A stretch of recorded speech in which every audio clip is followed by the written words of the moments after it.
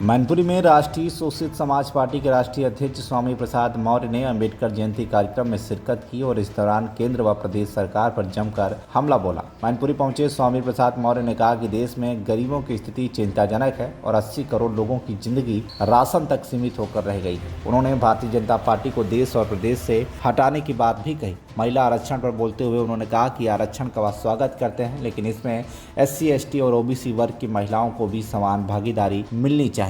प्रधानमंत्री नरेंद्र मोदी और Donald Trump के बीच हुई बातचीत पर उन्होंने टिप्पणी से इनकार करते हुए कहा कि देश में बेरोजगारी और गरीबी बढ़ रही है, जो चिंता का विषय है। वहीं राहुल गांधी के परसीमन वाले बयान पर उन्होंने कहा कि वर्तमान सरकार का रवैया लोकतंत्र और संविधान के खिलाफ है और इससे देश की साख पर असर पड़ रहा है।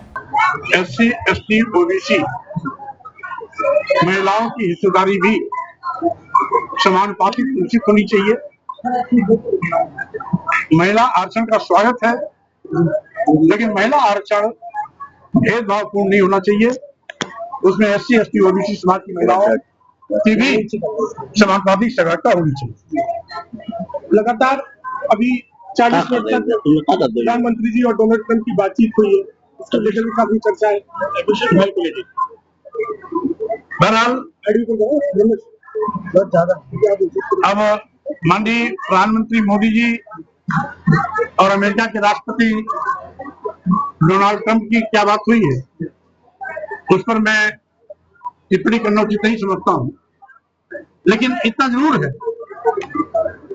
कि जो प्रधानमंत्री नरेंद्र मोदी जी भारत को विश्व गुरु बनाने का सपना लेके आए, तो भारत आज गरीब, लाचार, बदहाल हमसे ले रहे हैं होता जा रहा है।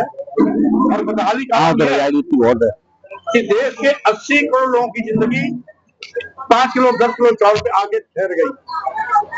देश का करोड़ नौजवान बेरोजगार हो गया है। हाली क्वालिफाइड लड़कों के सामने रोजी और रोटी के लाले पड़े। जिस देश में करोड़ों नौजवान बेरोजगार हो, जिस देश में 80 करोड़ लोग 5 किलो 10 किलो चावल पर जिंदगी बिताने के लिए मजबूर हो, वो देश कभी विश्व गुरु नहीं बन सकता है। इसलिए माननीय मोदी जी झूठी लॉलीपॉप देने के बजाय हकीकत पर आए, राष्ट्र के साथ खिलवाड़ न करें, राष्ट्र की गरिमा के साथ खिलवाड़ न करें। वो डोनाल्ड ट्रंप से बात करें या दुनिया के किसी अन्य प्रधानमंत्री से बात करें, उससे हमें कोई लेना नहीं। लेकिन अगर आज भारत में किल्लत है पेट्रोल की, किल्लत है डीजल की, किल्लत है रसोई गैस की और गैस सिलेंडर की, और किल्लत है आज गैस सिलेंडर की मार्केट में, दुकानों में, जहां पर तमाम समोसा, पकौड़ा, चाय बनाने वाले दुकानें बंद हो गई गैस सिलेंडर के भाव में।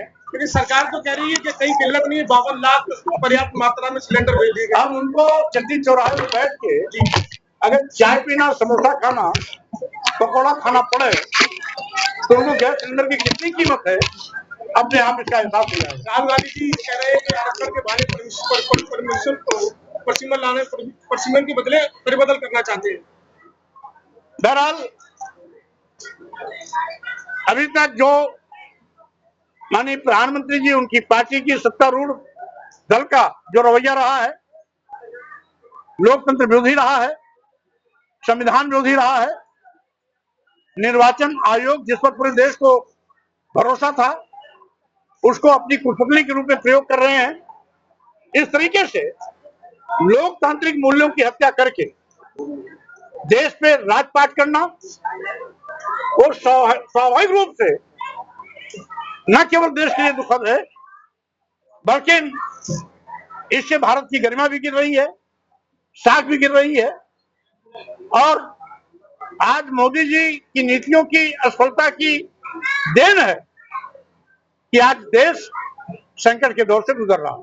मंत्री जी, क्या आज सभी दलों की मजबूरी भी और जरूरी भी है अम्बेडकरवादी पॉलिटिक्स? देखिए, जैसे जैसे बहुजन समाज अपने अधिकारों के प्रति सचेत हो रहा है, वैसे वैसे मनुवादी व्यवस्था के लोगों को भी बाबा साहब डॉक्टर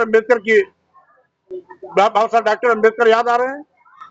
डॉक्टर अम्बेडकर की जयंती मनाने की उनके सामने मजबूरी है, क्योंकि जानते हैं कि अगर डॉक्टर अम्बेडकर की जयंती में हम नहीं जाएंगे तो आने वाले दिनों में SC ST OBC समाज के लोग अम्बेडकर विरोधी कह करके कहीं राजनीति में हमारा बहिष्कार न कर दें, इस डर के मारे वो हमारे महापुरुषों की जयंती मनाने का काम कर रहे हैं। बहरहाल चाहे अनचाहे, डर से या प्यार से बाबा साहब की जयंती मना रहे हैं, इसके लिए मैं उनको लोग साधुवाद देता हूं। 27 के चुनाव में मैनपुरी से आमिर अली की रिपोर्ट, TV1 इंडिया न्यूज़।